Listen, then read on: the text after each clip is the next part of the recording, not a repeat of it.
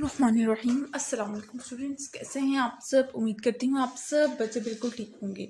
तो स्टूडेंट्स, आज मैं आपके साथ शेयर करने जा रही हूँ यूनिट नंबर 2।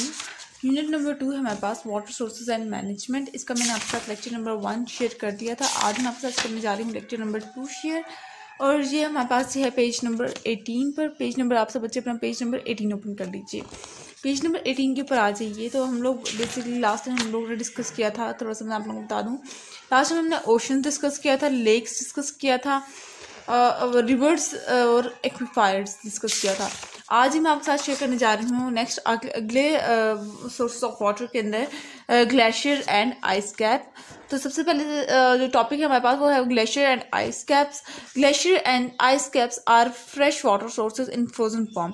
यानी कि ग्लेशियर आइस कैप्स क्या है, ये यानी कि बर्फ़ की फॉर्म में पानी जमा हुआ होता है, उसको हम लोग ग्लेशियर या आइस कैप कह देते हैं। यानी कि उधर पानी जो है वो बर्फ़ की फॉर्म में हमारे पास मौजूद होता है। They are formed when snow accumulates over land area for long period of time. और ये कब बनते हैं, जब किसी जगह पर काफ़ी अरसे तक स्नोफॉल रहे। जिस तरह से आप कहते हैं कि जो mountain top of the mountain areas होते हैं, वहाँ पे मेजोरिटी ऑफ द ईयर जो होता है वो हमारे पास बर्फ़बारी रहती है। तो वहाँ उन जगहों को हम लोग कहते हैं, वहाँ पे फिर बर्फ़ पड़ी रहती है जब तक धूप नहीं निकलती। तो वो ग्लेशियर और आइस कैप की एग्जांपल बन सकते हैं। They are found in a region of high elevation and areas close to the north and south pole. यानी कि हाई एलिवेशन यानी कि ऊंचाई जगह वाली जगहों पर ऐसे ग्लेशियर्स पाए जाते हैं, ठीक है, यानी कि टॉप ऑफ द माउंटेन, और या फिर जो नॉर्दर्न और साउदर्न पोल के वाले जो एरियाज होते हैं। And they store more than a third of the earth fresh water. यानी कि ये लोग अर्थ के फ्रेश वाटर का थर्ड हिस्सा इनके अंदर मौजूद होता है, पानी का। Glacier and ice caps contain about 2% of all the water on the planet. और ये 2% इनका total water all over the world के पूरे प्लानट के अगर देखा जाए तो ये 2% वाटर कैरी करते हैं अपने अंदर। उसके बाद फिर आ जाते हैं रेनफॉल, यानी कि बारिश का पानी। Rainfall is one of the most important source of water for agriculture in arid region. अब वो कह रहे हैं कि जो बारिश है वो काश्तकारी के लिए, वो एग्रीकल्चर के पर्पस के लिए बहुत इंपॉर्टेंट है। It is seasonal in nature, यानी कि ये ये सीजन के लिहाज से बारिश पड़ती है। 2/3 of all rainfall along the equator while the rest of the world get only 1/3।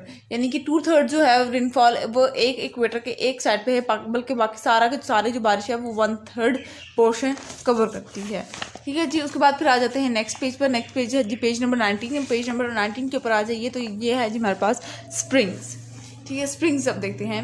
ये है स्प्रिंग, यानी कि यूँ कहते हैं आबशार टाइप, ठीक है। Spring are naturally occurring fresh water source found in those places where the water table is located close to the earth surface. यानी कि स्प्रिंग एक ये नेचुरली कुदरती तौर पर पानी आता है, और ये कहाँ पर होता है, जो चीज़ें जो surfaces close to the earth होती हैं, अर्थ के क्लोज होती हैं, वहाँ से पानी की फवार फूट जाती है। They obtain their water either from aquifer और फ्रॉम अंडरग्राउंड स्ट्रीम।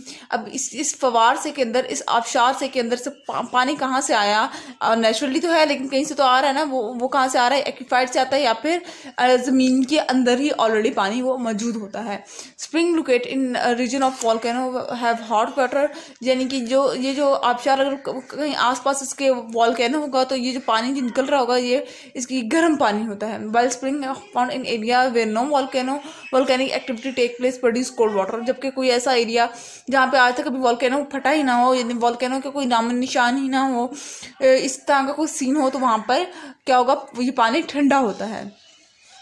उसके बाद फिर आ जाते हैं ponds are surface water source that are mostly smaller than lakes. अब ये क्या है, पॉन्ड्स क्या है, पॉन्ड्स लेक से भी क्या है, छोटा है। सम पॉन्ड अगर naturally while other are man made. कुछ कुदरती तौर पर पॉन्ड्स हैं, बाकी जो है वो इंसानों के खुद बनाए हुए हैं। This main source of water for naturally occurring ponds is rainfall.